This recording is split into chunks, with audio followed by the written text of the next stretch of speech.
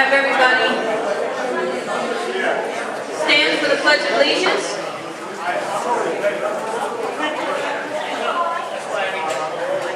Pledge allegiance to the flag of the United States of America and to the republic for which it stands, one nation, under God, indivisible, with liberty and justice for all.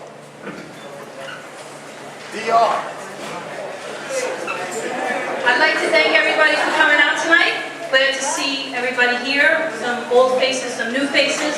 For those of you who don't know me, my name is Michelle Torioni. I'm the current president of Pelham Bay Taxpayers Association.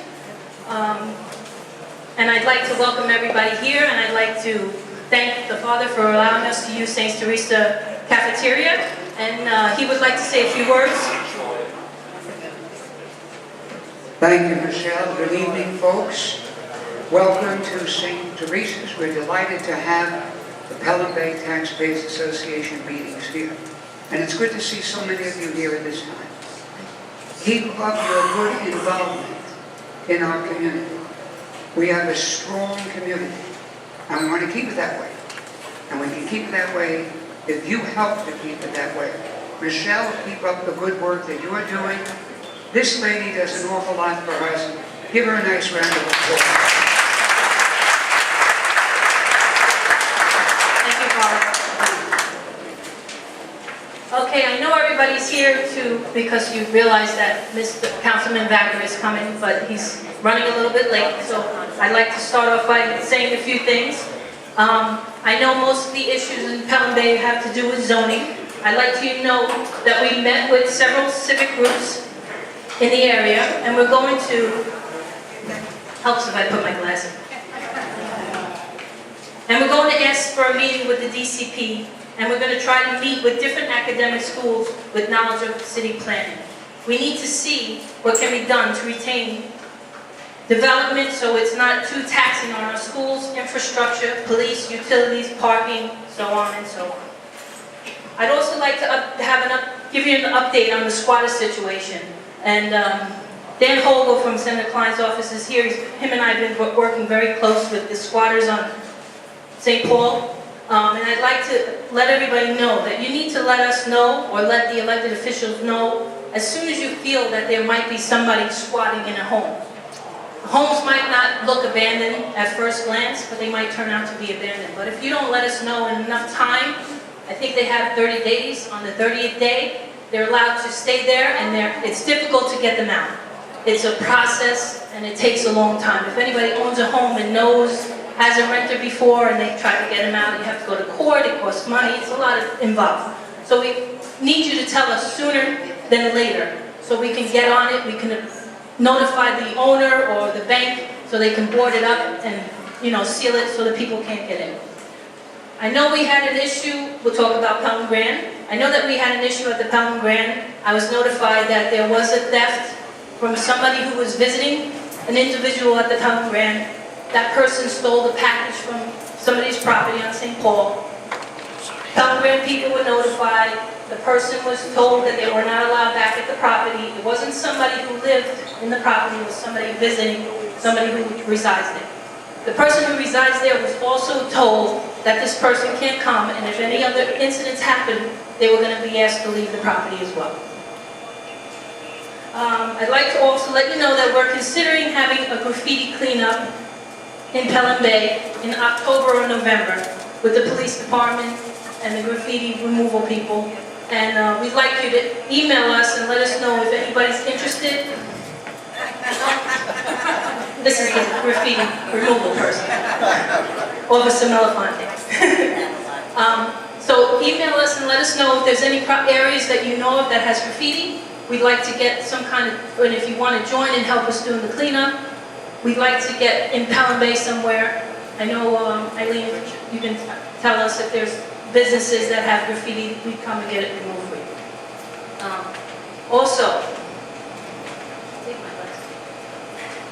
for homeless individuals, if you see homeless folks, please call 311 or email us with a photo or a description of the person and where they are frequently standing around. We will send the information to the 45th Precinct and to Bronx Works. Bronx Works will go there and try to help them find some place to stay.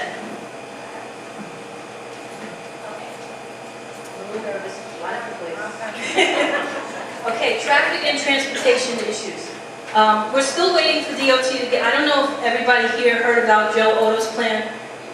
He had a plan for some different changes in the Pelham Bay area, particularly at Amendola Plaza, a lot of the streets, Wilkinson Avenue, making that overpass a two-way, and issues like that. If you need to hear about all his plans, we can get you a copy of that. But we're still waiting for DOT to get back to us and give us an update on the plans. We did give it to Community Board 10. They did submit it to DOT to investigate and probably do a planning study or something, which they always do. And we're also still waiting to hear from DOT on an update on the redesign of Exit 3E. Off of the Hutch, Exit 3E says if you get off that exit, you go to Carp City. Well, it's technically you don't get to Carp City from that area. So we asked them if they can change that sign because it's not really true. You get off at Exit 3E and you still have to go around the Vacca, down to Amendola Plaza, and all that other stuff. Okay, I guess that's pretty much all I have to say. And now that we have Councilman Vacca here, I would like to ask him to speak, and I would like everybody in the room to be courteous and kind. Don't shout or yell while the councilman is speaking. He will speak. You will hear what he has to say, and he'll take questions afterwards. Thank you.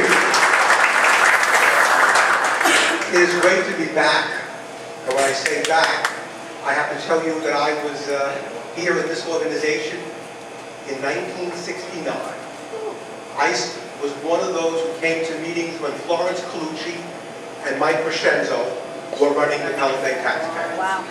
So I go back many years. In fact, I'm proud to say the late Florence Colucci was my great aunt, and she started this organization. And then I served with Mike Crescenzo as vice president for many years in the 1990s. So it's good to be back. I know many of you are here to discuss overdevelopment, and I'd like to discuss it too. Let me give you, though, a little bit of the work I'm doing in the New York City Council, and then I'd be glad to take questions or give you answers. Well, first I want to say I see Rosemary Leferi here, and I went to school with Rosemary. And I have to tell you that her father kept Pelham Bay clean. Yes. Her father, from St. Teresa Avenue, was proud of what he did every day. He was the Bronx super for the sanitation department. And he was fantastic. And when I was district manager at Ward 10 on Wilkinson and Westchester Avenue, he and I had many a cup of coffee. But I'm worried today because I see cleanliness issues in Pelham Bay, and I don't like what I see. And I've been out on the streets myself getting certain situations corrected because more than drive, I walk. And when I walk, I don't like what I see. Hobart Avenue, behind BP gas station, until a week ago, was a pigsty of garbage and debris. And I will let you know that I did contact sanitation, and I want you to know that that area has been cleaned up. I'm not going to tolerate our streets becoming garbage dumps for people who think that these streets in this community are their way of getting rid of their household garbage as well as their litter. So that's number one. Number two, I was at Pelham Bay Station the other day. I didn't like what I saw. It was impossible for the street cleaners to get to the meters and clean the streets because cars with parking permits were on Westchester Avenue and they were on Burr Avenue, and when they put those permits in their windows, they're not supposed to get a ticket because of those special permits. But when you abuse those special permits, something has to be done. And I have to tell you that those permits of those cars that were parked there belong to employees of the MTA. And I took down every permit number and reported those cars, because they should be moved and they should not be occupying spaces that make it impossible for sanitation to get to the streets. When I was here at the Pelham Bay Taxpayers, people would speak about Pelham Bay and what's happening in Pelham Bay, and we talk about what's happening in Pelham Bay now, but let me tell you something. You send a message about our neighborhood when you let it be known that there are certain things you're not going to accept. I refuse to accept what they did on Pilgrim Avenue and Buer, where they kept all these parking spaces from being used because the city and Con Ed couldn't get their act together. And they omitted spaces after spaces on Pilgrim and Buell because it took them months to pave and do the work they had to do. Well, I'm glad to tell you that the paving is now taking place and that we moved that along on Pilgrim and Buell Avenue as well. And there are people here who saw me on the street just 2 weeks ago, making sure that that was addressed. So we're addressing many of these neighborhood problems. I'm determined to address the situation on the trains, a situation we had last year. Now it let up a little bit because the weather is good, but the weather will get bad. And the situation on the trains, namely, is that we had many, many homeless people on the trains and then coming down to the Pelham Bay Station and Muir Avenue area as well. I'm all for the homeless getting help. Let me tell you something. But I'm not for people being harassed. And I'm not for people who pay a fare to be on trains with people who don't pay a fare. That's not right. We have to get people help where they need it. And I'm determined to clean up that situation. The same way I'm determined to clean up what I've heard has happened at Muir Avenue Station with people hanging out and people demanding money. I notified Captain Ray of the 45th Precinct, and I've been there now 3 nights in a row because I just got that report last week. So part of my job is to do what I do here in the neighborhood. I'm always around. I'm always around. Sir, I've been here 15 years. I've never seen your face. Then you need glasses. Then you need glasses. I've never seen your face, and I'm here 35 years doing what I do. I have never seen you. And I've never seen your writing. You know, miss, I'm not going to respond. I'm not finished, so you interrupted me. There are not many people in this community that look like me, so let's not start that you never saw this face. Okay. Let me take my coat off, because if it's going to be that kind of meeting, I'm ready. Hey, been here, done that. All right. Quiet. What am I doing in the New York City Council briefly, and then we'll get down to meat and potatoes, because I know you want to. I grew up here in this neighborhood, and you know that. And my mother, thank God, is still with me in this neighborhood. I grew up on Willow Lane, and I'm rooted here. I'm rooted here. I don't have to explain who sees my face and who doesn't, because every face, I look around this room and I can tell you all the faces. I've seen so many of you for years. At the City Council, what do I do? Well, I'm now the Deputy Leader of the New York City Council, but I do want you to know that I've had differences with much of what's being considered at the New York City Council. Some of the laws that are proposed in the New York City Council have become a little wacky. But I'm used to putting up with wackiness. We have that here too, lately. We have people who feel that the New York City Police Department should have their hands tied. And we have people who feel that we should clamp down on the cops. I do want you to know that I feel we should clamp down on the criminals. I've come to a different place. To give you an example of the laws that are being proposed in the New York City Council that I hope go nowhere, and I'm fighting every day. One law says, proposed, is that when a policeman stops a suspect, he must ask the suspect's permission if it's okay to search him. Then you must ask the suspect the permission in the language he speaks. And the suspect can take back his permission at any time. Now, ladies and gentlemen, out of 51 members in the New York City Council, that bill has almost 30 sponsors. It's already had a hearing. I tell you that I think in New York City we speak over 70 different languages, and you know that. And I'm going to tell you something. How is a policeman supposed to know what language somebody speaks when they go up to him? It's impossible.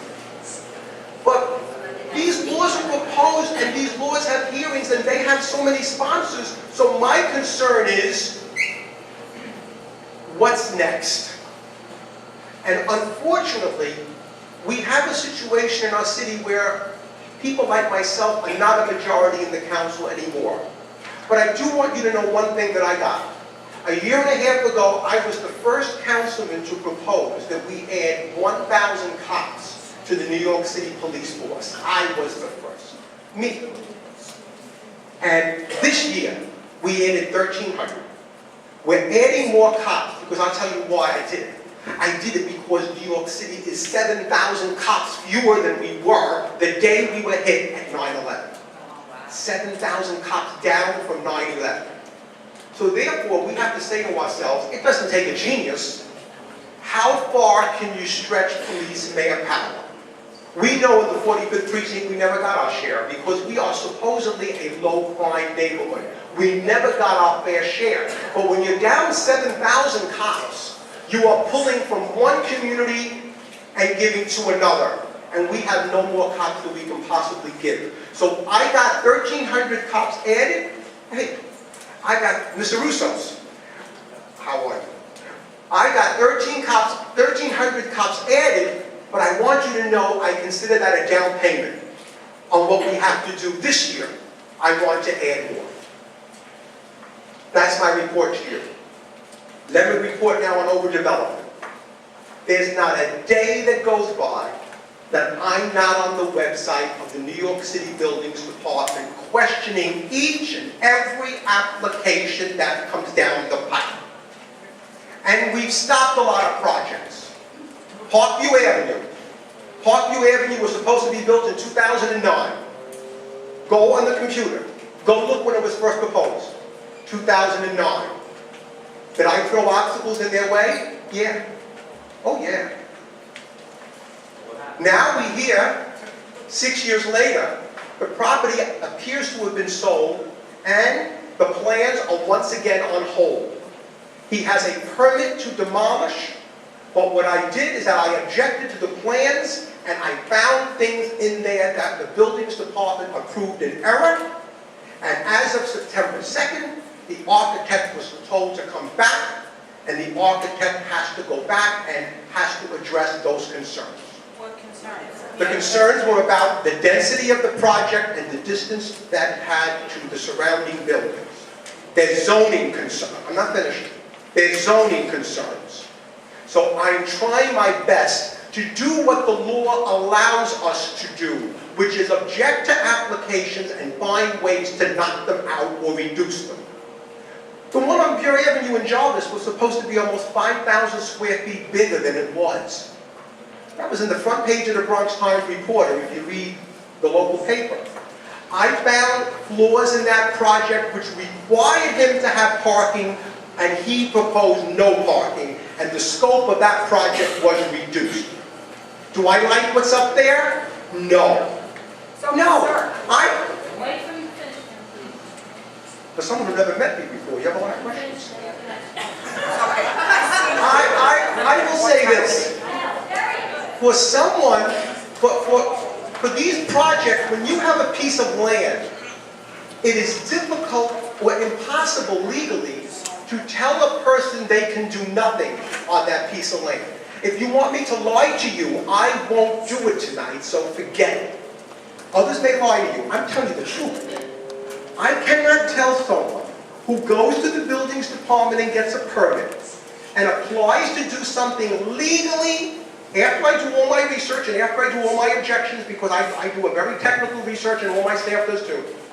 I legally can't stop somebody from building if he obeys the law. Between 2003 and 2007, the entire neighborhood was downzoned. The problem we have is that when you see an apartment house coming up, what you have is people who owned private houses in this neighborhood selling to developers, which they did on Buer, those houses that are being knocked down on Buer. All of them sold to a developer, and the zoning there allows for an apartment house when the builder accumulates property, because there's an apartment house next to him, there's an apartment house across the street from him, they're pre-existing apartment houses. And that's what we see on Buer Avenue that's happening, although I'm going to question that application as well. We're working on that also. But that's what you see on Buer, and the reason on 1701 Parkview that he's going to end up building something there that we all won't like. We all want it to stay vacant, to be honest. I'd love it to stay vacant. There's no place to park your car in this community, and we know that. But the reality is, he's going to build something there because he has an apartment house next to him on Roberts Avenue. Another one across the street on Roberts is an apartment house. And that property allows for that type of construction if he doesn't leave. Now I'll take questions because I've told you the best I can. Yes, sir. Does the entrance have to face Roberts? You know? No, the entrance does not. And that building, the proposal was to face Parkview. The entrance will face. I do not think there will be an entrance. Residential and Roberts is. No, the property is zoned. The property is zoned R7, residential 7. And it was zoned out because he has the adjacent apartment house. Next to him on Parkview, the first private house, is zoned R5. And one of the objections I made that was successful is that he has to look at the scope of the building again because the R5 is right next to the R7 and he did not make that accommodation. I mean, R7 and R5, I don't know what. Okay, let me explain. People know that. Okay, you're right. Pelham Bay is mostly R4. Right. Well, let me finish this question. Pelham Bay, you see what? Let me explain.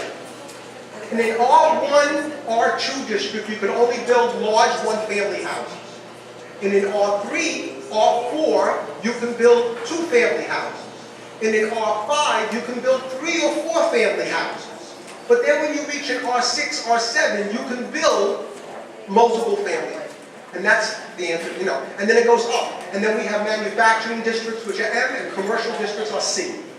How do you find out what are 3, 5, 7 on your specific lot? Where would I go to find out what my lot is for? Make sure if someone sells a house next to me, decides not to knock it down and build a multi-family, which they can all. Well, first, Olivia, you can call my office and we'll let you know. But I don't want to go to office. Jimmy, I want to know as a consumer. I think- I think you go, if you go to the zoning maps of New York City, New York City Planning, NewYorkCity.gov, and go to the New York City Planning Commission, you can find out the zoning of a particular house. And if you have any trouble, you can call my office. I know you're busy, but if you don't want to call my office, you look at it. It's all public information. It's public information. I'm not giving a secret away. Yes. I own the building right next to it, 17, 13, and 15, okay? And someone in your office, someone did the entrance facing Roberts, and I thought it was I have to look at the plan. I don't remember where the entrance is. I assume the address is I can look at the plans myself, but I didn't see it. The address is 1701 Parkview. So I assume that the address is. It was no less back then, it was only a single-family doctor's house back then. It wasn't a multi-family dwelling like the same. No, you're right. That doctor there was There for 100 years. Right. And Right. I thought that the Roberts Avenue was going to be more commercial, not apartments. So where's the Facebook over here? It's on Parkview. It is on Park. I was right. I was right. No, but I was right. It's on Parkview Avenue. The entrance. The address is 1701. I didn't think that, unless there's a side entrance on Roberts, but I'm not aware of it. Yes, this lady. Alan, speak up.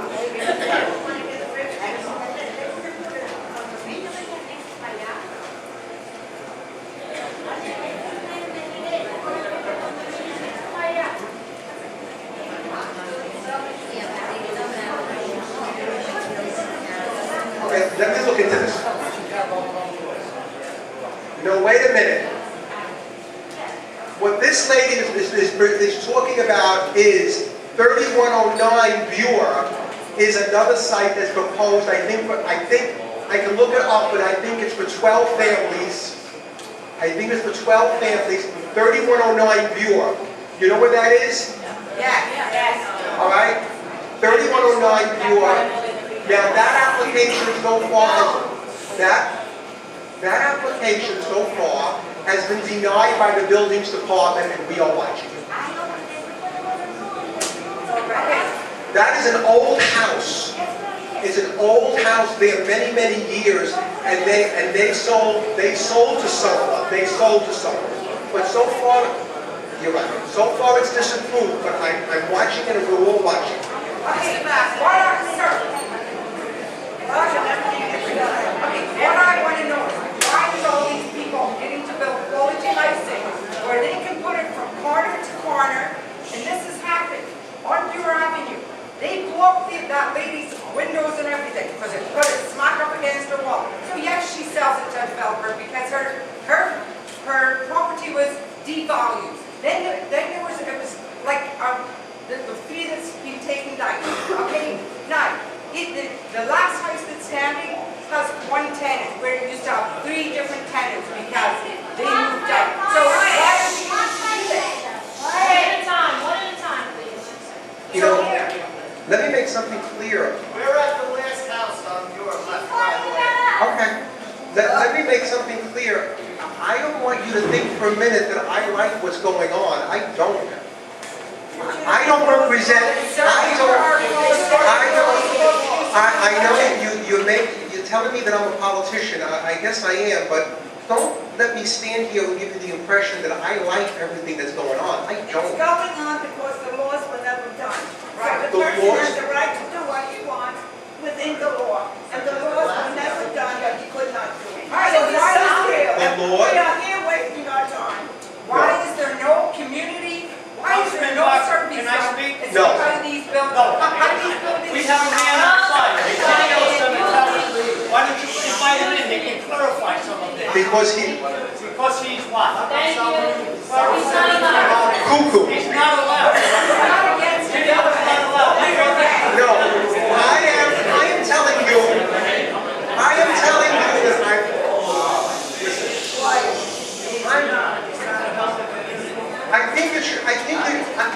that I'm not going to be spoken to like I'm the enemy here. You guys have got another thing coming. You are the enemy. Well, then don't talk to me then. If you feel that I'm the enemy, don't talk to me then. Sir, why- I represent you and I work hard. Don't talk to me if you feel that way. I don't appreciate it. I don't Why need is it. all these one-family houses, three-family houses coming down? I understand how you and feel. buildings I going up? understand how you feel, but respectfully, miss, I know how you feel. I feel the same way, but respectfully, I want to move on. Go ahead. Yes.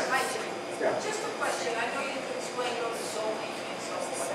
How come Pelham Bay can't get their zoning changed? How does it happen that we got the zoning big buildings? The zoning in Pelham Bay was down zoned. The city refused to down zone where there was property next to existing apartment houses. That's why Pelham Bay has these lots, whereas they are across the street or adjacent to an existing apartment house. They said that if they downzone that to only 2-family houses, they could be sued by developers and the developers would win. And that's what we were told at the time. Mr. Vacca, Yeah. can I ask you a question? I understand the zoning laws, I do. I understand it's not easy to reverse them and downsize. Folks, nobody's going to hear anything if everybody's going to talk over everybody else.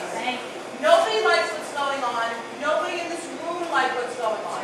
But we need the opportunity to ask and answer questions respectfully. Please. I understand the zoning laws. What I don't understand, and what I do want to understand, is how do we not reverse it, but how do we stop it? Your explanation before was this building, this lot, can build a building because there's one next to it. That philosophy, that mode of thought, all that's going to do is create a domino effect because now every house is going to be next to a building. So it gives the next lot the right to do it. We can't do anything about what's been done already. So that's off the table. You can't undo what's done. What I am really, really concerned about, because I've lived in this neighborhood half of my life, and I have seen the quality of life, the resources, the destruction of our community single-handedly by developers. So we can't undo what's done. We desperately need to stop what is going to happen in the future because there is no parking.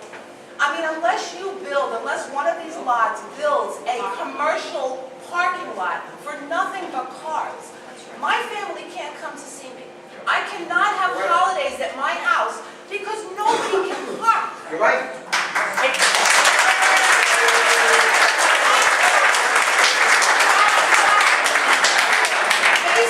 Based on that, okay, and clearly nobody else's family can visit them either. Based on that, and I don't view you as the enemy, and I don't know that everybody does. However, that being said, you are our elected representative, and the majority of people here feel like we are not being represented. Our community.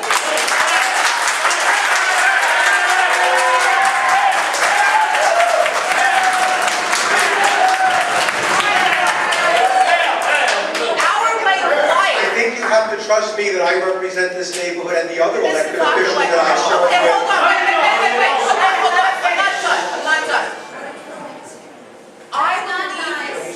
I believe you. I love you, Jimmy. Okay, that's good. I love you too. I believe you when you said that you don't like what's going on, okay? But you not liking what's going on in our community, okay, doesn't mean that you are, and I don't know that everybody understands, myself included, knows what's involved in you stopping this. We don't have the voice that you do. You are our elected official. You have to have the voice of what your constituency wants you to do, because the changes that are taking place here are really not benefiting anybody in this country. I want you to know, as I said before, I see many things in the community that I did not see before. All of us do. We have 3 sites now that are proposed for apartment houses. I'm trying my best to reduce the scope of them, but I would be lying to you if I told you that anything I could do would stop them. And I appreciate your I'm honesty. telling you the truth. The mayor... Read this that was done a few years ago. Read those drawings. Yeah, Waterbury LaSalle lobbied for down zoning, and Waterbury, this is the article, and Waterbury LaSalle was down zoned, as was Pelham Bay.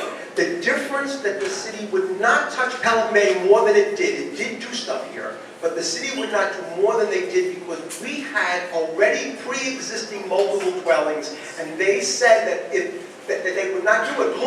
The Bloomberg administration would not do it. Now, with the de Blasio administration, the mayor, I'm telling you what I'm up against and what you're all up against. The mayor says he's not doing any down zonings. If anything, if there is rezonings now, the mayor is demanding percentages of set-asides for affordable housing if there is a rezoning. Okay. This is all in the newspapers. I'm not telling you something you haven't read. Let me ask you this. You represent us. You represent the community. They read the... Are you listening? Represent the community. Are you listening? You'll come across. Are you listening? Are you listening to what I just said? Are you listening? Are you listening? People came out... Go ahead, Max. Go ahead. What about what you just announced to Blasio, that there is a big lot at the Whitestone Cemetery that hasn't been open for 8 years? Crush everything down and build all the projects there. That'd be beautiful for everybody. I don't know if people in Broad's Neck would favor that, and I don't know. Far away from everybody. I have to tell you, let me answer your question point by point. Number one, nobody knows what's going to happen at the Whitestone Templex site, number one. Number two, there are big traffic issues there that the Brush Avenue and Broad's Neck residents have been fighting for. And if they were to just dump everything there, I think you'd have another part of my district very unhappy, same community as you come from. We're the same community. Broad's Neck has different zoning laws than Pelham Bay. Yes. That's why. So why Broad's would Neck. they extend this Broad's Neck? I just explained. Why? Broad's Neck and Waterbury LaSalle have mostly 1- and 2-family homes, where Pelham Bay had apartment houses that have been here since World War II and before.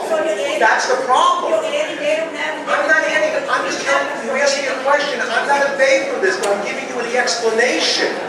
I wish it would all go away too. I was told about this. The 3064 had an address of 17 something Garden. Yes. And as such, should let them build the building it is, except by changing the viewer, is that true? No. I can't hear you No. back here. The lady is saying that the address on Jarvis and Muir was, 1756, whatever. the address of the old house was a Jarvis Avenue address. The address of the building that went up is a Bury Avenue address. Would that have made a difference based on what he built? And no, it would not. Why? No, because the lot is what they don't go by the building address, it's the lot. They don't go by the building address. Yes. Sir, no, I'll get the lady. So I have two questions. I have a lovely house that they built on Broker where they blocked the 10 windows. They said it was open. So to say that this has been going on for years is an understatement. We had a meeting 2 years ago about building. We were told by GOB at that point. that Department of yes- Buildings, just clarify, Patty. Sorry, Department of Buildings, that yes, it never should have happened. Okay? The building going up next to your home. Correct, the one that's now occupied is there, it never should have happened. So we had that. Then we had the Oso home on Pilgrim that had another one that built up next to it. Then we had the one on Bury. Then before even this, going back 5-7 years, there were more homes. So we're in this thing of being told for 8 years, they'll be changed, they'll be changed, they'll be changed. We were told at the zoning meeting, there's new mayor's coming in, we'll revisit it at that point. That was 2 years ago. Now we're told, basically, they're tabling it. So, Not being tabled, the mayor is not considering rezonings unless there's affordable housing. It's not tabled by the mayor has a policy that he came out with. for anybody that's living in this situation, nothing's happening. So we're talking like 8 years now of a reoccurring bad dream that's going on, and it's just escalating. Like on 1701 Park Hill, right around the corner. I'm running that one. That is just so out of culture with everything that's on that block. I mean, it's just, granted, there are buildings on Robert on other ends, but you're talking the entire strip of Parkview are 2 and 3 family things. And it's exactly like they said, it's going to be the domino effect. You keep letting the building keep building. The other thing that on 1701 Park, they had either gas or oil tanks underground. They got a fine, the public violation. Right, so now do they have to leave that for a year, like he was forced to because of the gas stations? They have to leave that ground? Not that I'm aware of, I don't know. That was the situation in ground. He sold the property and told the guy that the tanks were out, the tanks weren't out. The studio's across the street. Okay, so I mean, I'm just questioning it because it's a big residential area, so, But they haven't checked the contamination. well, so that's, I guess, the other question. Is, have they checked for the contamination since they tried to not remove the tanks? They tried to build around it, so to speak? They left those tanks in there, it was still a hazard. They had the fire department, I think Pat can probably verify this, going in there using the old gas station for practice, how to get into a building, like my studio, and they were in there poking, and it was still flammable material. They put those five at risk. But I'm talking about at No, Patty, 1701 Park. Patty, you have a good point. No one's been in a check. That's what I'm saying, has anybody I checked I that? have an idea, I'll get it out tomorrow morning. Okay. So it's something to pursue. Thank All you. right, just a few more questions. Give me ideas on what I can do rather than yelling at each other. I'm telling the truth. Listen, I don't have all the answers, everybody. Tell me, I'll do it. You want to talk? Let this lady talk. Get up, get up. And the garbage, when I go to work every morning, the garbage in front of those delis on, like, big bags is disgusting. You make shoes with the garbage and the deli owners pick the garbage in the street, they don't know the room.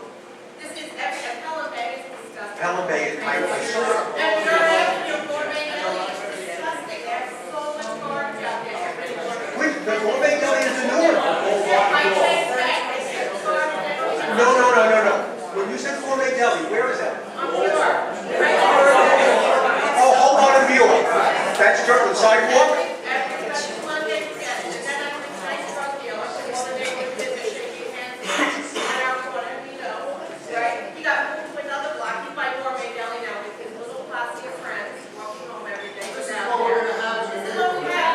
No, this is something we have in the neighborhood already, and I want to know about it. No, listen. If you tell me, I didn't know about the drug issue, and I didn't know. All right. Oh, the Pelham Bay merchants have a representative here. So basically, the gourmet deli hear it from the Pelham merchants and she has an answer to some of the things. The gourmet deli cleans the front of the store several times a day. The building dumps their garbage in that garbage can on the corner, either across the street on Parkview, in front of Park Forest, or on that corner. So although they're trying to keep it clean, the residents of that building, with all the other buildings that have come, they're not dumping their garbage in their garbage cans. They're using the litter basket. All right, they're using the litter basket, people who live in the building, for their household garbage disposal. So, let me... There was dumping garbage on those baskets. There was a trash can break in the toilet. You see what happens? My first solution to this is to remove the litter basket. I don't know if that's the answer to your issue. So, let me,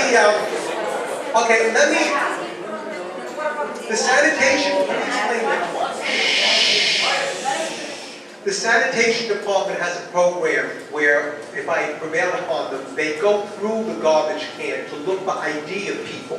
And if they find ID of people in the personal household garbage, those people can be summoned. So let me report the sanitation condition to those people. Regarding any drug use, please feel free to call my office and call anonymously. Send me an email. The cops what? No, but we will give it to Bronx Narcotics Division. We will take care of it. Just give me the information, the most you can.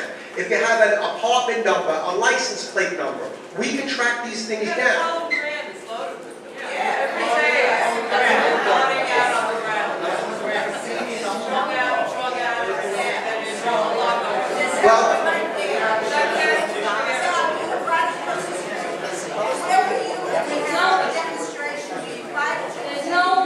No, I tried that. There's been no reports of the 45th precinct on any illegal activity on Pelham Grant. Every 45th council meeting we ask, please, it has to be reported. They can't just osmosis know that there's drug dealing going on. You have to speak up. You have to go report it. You need to report it. I sit outside. But miss. If you don't report it, they're not going to go there. But I know you may not see a police car, and that's another issue, but I have to say something. I have to agree with Michelle. No one has said anything illegal is going on there. If somebody gives me information... It is now? All right, if it is now, give me the information. No, I didn't. No, I didn't. Miss, oh, I do remember. I do remember. Remember very well. If you see anything illegal going on there, I appreciate knowing. If you should call the police. I remember. Yeah. I won't forget it.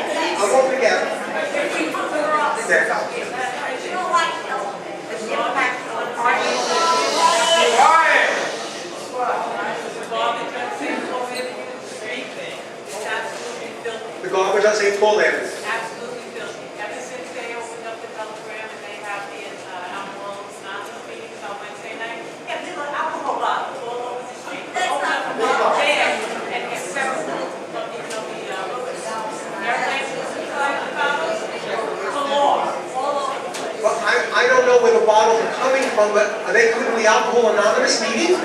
People who go to Alcohol Anonymous have sworn out off of alcohol.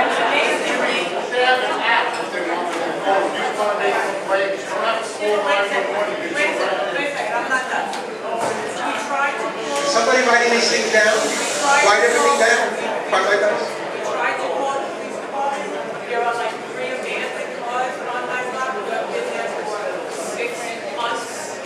Haven't moved. Oh, we can't take that to court. They're parked legally, but if they're legally storing them on the street, well, that's not us. Parking enforcement, that's If the not us. cars have license plate numbers, it is a police issue. If They don't want to know that. give me the license plate, and I will give them directly to the captain. And, She's very good, and she works with my wife. well, like I said, I tried calling the police department.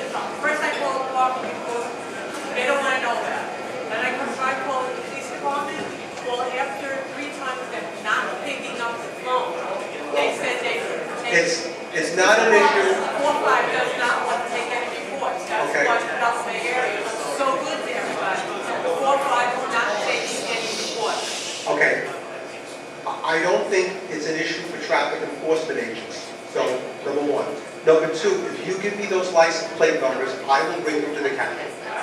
I promise. So you can make it the car, location, location? Yes. City Island has apartment buildings. Country Club has apartment buildings. Prospect have apartment buildings. I can't rip down a private dwelling right next door to these buildings.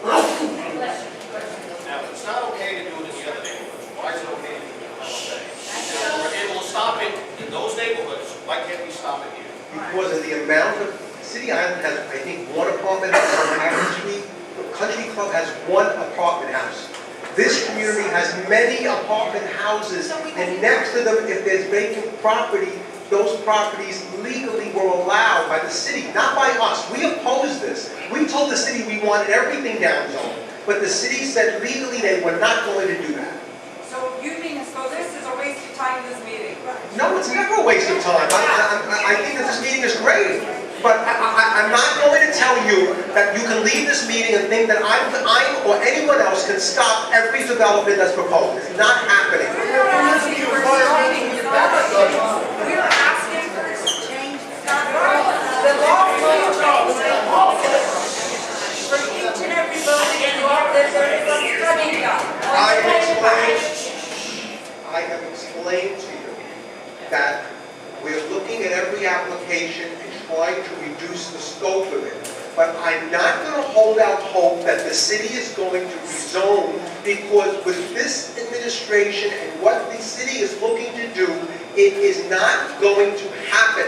I'm sorry that I have to be the one to tell you, because I'm upset with it too. But that's not going to happen.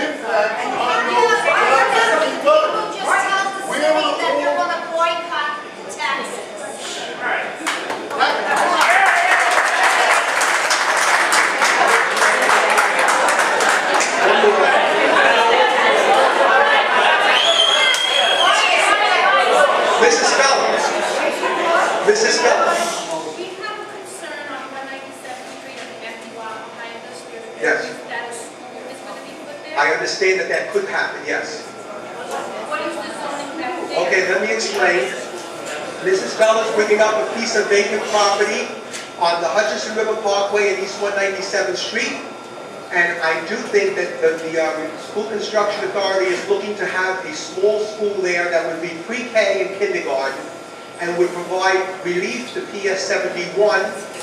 It would be for PS 71 children. 71, as you know, went from kindergarten to 5th grade. They went now to kindergarten to 8th grade. And when they did that, they had to put portables in the schoolyard. 71 is overcrowded. So the Department of Education is looking at that property very strongly, and I think they're looking at a 350-seat pre-K kindergarten proper school. Correct, but we have a homeless shelter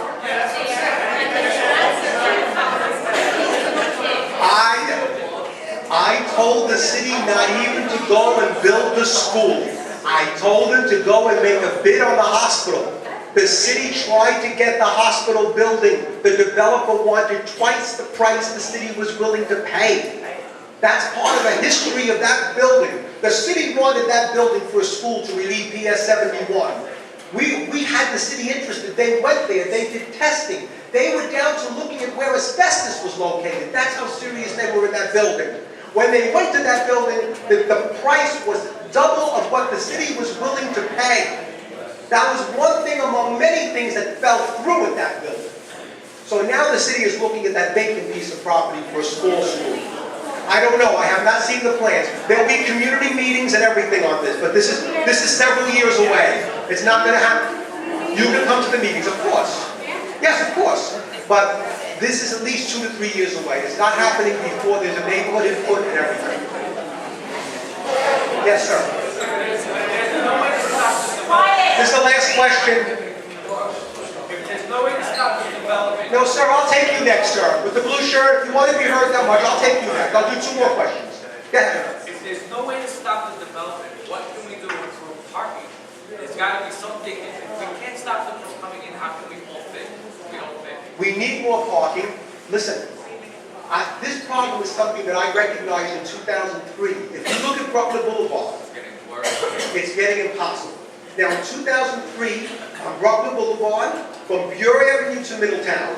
We got the city to allow us to park on both sides of the street. And I see overnight, it's full. After 7 o'clock, it's full. Any ideas you have for more parking? I was thinking on Brooklyn Boulevard, perhaps what we do is that we allow people to park there during the daytime. But I do think the major demand is at night. The major demand is at night. So parking, even on the blocks that we did not have major new developments. I came here tonight, okay? And listen, I told you my mother's on Willow Lane. I'm on Willow Lane, I can't get a parking space. And I'm at my mother's all the time. Tonight I come here, Edison, Pelham, Hobart. I was going up and down the streets, and there's no new apartment houses on any of those blocks. These are all blocks where people have two-family homes. I'm going to talk to you. Listen to me. You know what's happened in this neighborhood for years? Many people who have two-family homes now have three-family homes. They make basement apartments. A lot of people have to say to themselves, wait a minute, let me look around and let me ask myself what happened here. A lot of people who have two-family homes, a lot of people, can I talk? A lot of people who had two-family homes, I'll wait. Please, let us finish, people. You came to hear them, now be quiet, let them talk. So when I go up and down these blocks and couldn't get parking, what's happened? A lot of people that had two-family homes made three-family homes. A lot of people who have garages don't use the garage. They use the garage for household storage, and they don't park the car in the garage. That's their prerogative, but it adds cars to our streets. No, it's the buildings, the streets. On the blocks I'm referring to, there's no new development. Okay. Guy with the blue, go ahead.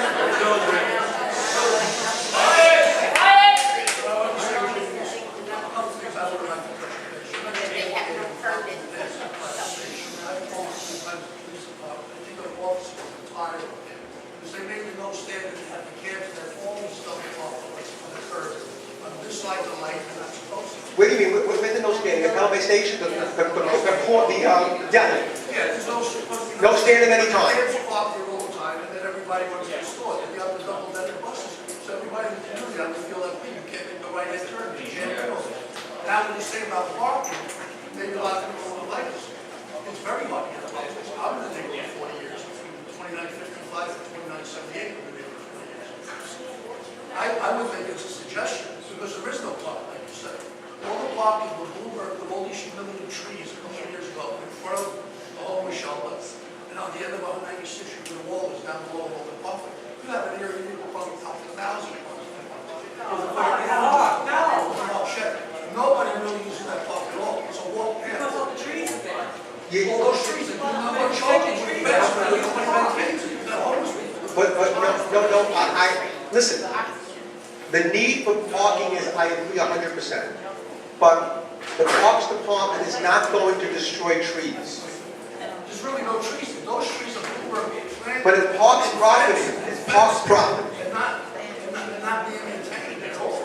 And the thing for zoning, for parking lots, there are areas where you need a certain amount of footage in order to put a building for a certain height. So if you can't attack it with height, you can attack it with width.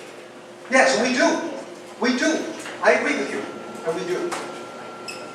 All right, I want to thank you, I want to thank you very much for this wonderful exchange. And I would be glad to come back to it at any time. And I hope I satisfied some of your questions, if not all. But I thank you very much for having me. Thank you. Thank you, Jimmy. Before everybody leaves, please make sure you signed in. Give us your email. Maybe you'd like to join Pelham Bay Taxpayers. That would be great. Dan, do you have anything you want to make an announcement? Don't leave yet. Hi everybody. She introduced me before the meeting. My name is Dan. I work in Senator Klein's office. And I just want to let you guys know about a few events we've got coming up, some job fairs. People interested in a couple of these